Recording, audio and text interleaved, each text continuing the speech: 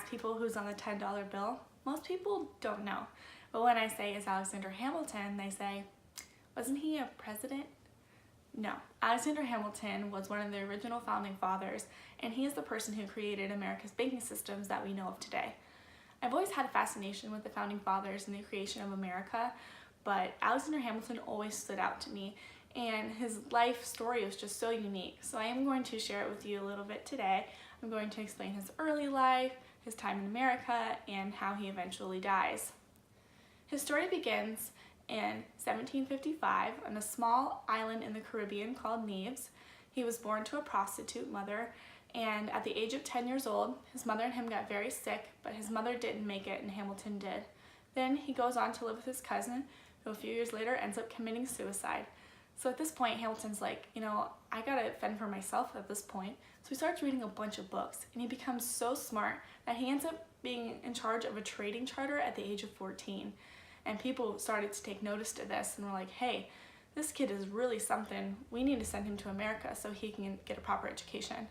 So they end up having a fundraiser, they sell a bunch of book collections, and they get him over to America.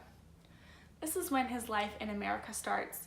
He got a scholarship to King's College, which is now known as Princeton, and his college career did get cut a little short because the Revolutionary War started. This is when his friendship with George Washington really started. He became commander of the war, and he ended up stealing cannon ships from the British, and this took eye to a lot of people. So they eventually invited him to the Constitutional Convention. This is in 1776 where the Constitution was written, and this is when he comes up with the banking systems of America that we still are using today. Shortly after that, he ends up having an affair with a woman named Maria Reynolds. One day, her husband walks in and says, hey, yo, that's my wife. Either you pay me or I'm gonna tell everybody. So Hamilton ends up paying him over $1,000 to keep quiet. James Madison notices the money is missing and blamed him for embezzlement. So they all confronted Hamilton, and he's like, hey, no, I was just sleeping with this woman and trying to keep her husband quiet. I have all this proof. So they're like, all right, whatever. So they leave. And then it gets out that he was embezzling money. So he writes the Reynolds pamphlet, and this is when he essentially confesses to having an affair and giving the money to Ryan Reynolds' husband. And this is when his child dies shortly after this happens, and his wife leaves him for adultery. And this is when we get into his death. This was the year of 1805, and this was the Aaron Burr and Thomas Jefferson presidential election. They both had 73 votes each, so they went to Hamilton to break the tie. Hamilton and Aaron Burr were actually really good friends for a while, and he actually despised Thomas Jefferson. But he's like, we know what Thomas Jefferson believes in. What does Aaron Burr believe in? Go with Jefferson. So he eventually goes with Jefferson, and Aaron Burr was very angry with him. So he writes him a letter, and he's like, hey, meet me outside. We're gonna duel. And Hamilton's like, all right, I'll see you there.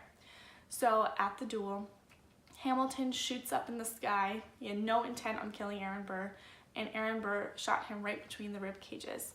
And this was the year of 1805 where Hamilton dies.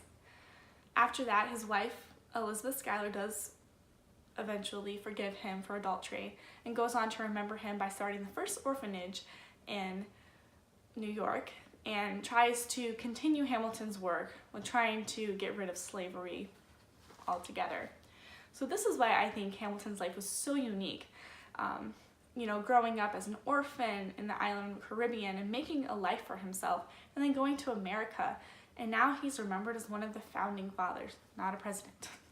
And his death was so unique because he had no intention on killing his enemy. So I do want to leave you with a quote because I do think it actually relates to now. He says, if we must have an enemy at the head of government, let it be one whom we can oppose and for whom we are not responsible.